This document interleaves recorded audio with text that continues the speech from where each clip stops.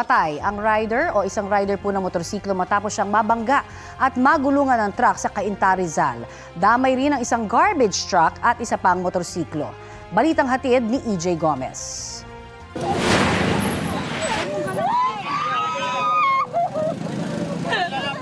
Napahagulgul na lang si Cheneton nang makitang nakahandusay sa kalye ang wala ng buhay na katawan ng kanyang mister na si Bobby. Nabangga at nagulungan si Bobby at ang kanyang motor ng dump truck na ito nang kumabig ito papunta sa kabilang lane sa isang bahagi ng East Bank Road, Barangay San Andres, Cainta, Rizal. Damay sa insidente ang isa pang motorsiklong nagulungan din ng dump truck. Gayon din ang truck ng basura ng Cainta LGU. Sa kuha ng CCTV, kita sa kaliwang bahagi ng kalsada ang nakahintong truck ng basura.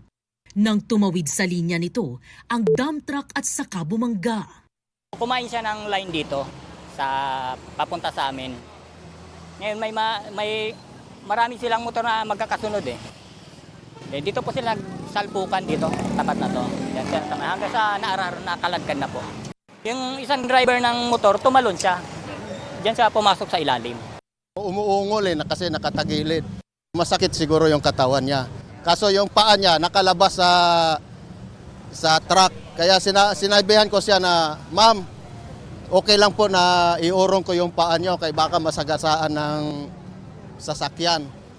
Isinugod sa ospital ang isa pang babaeng rider na biktima.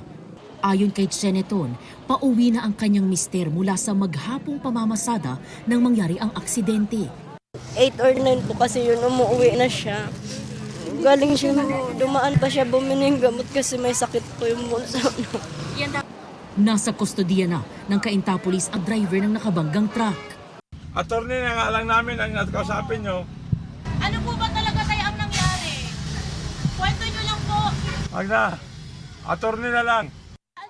Maharap siya sa kasong reckless imprudence resulting in homicide and physical injuries. EJ Gomez, nagbabalita para sa GMA Integrated News.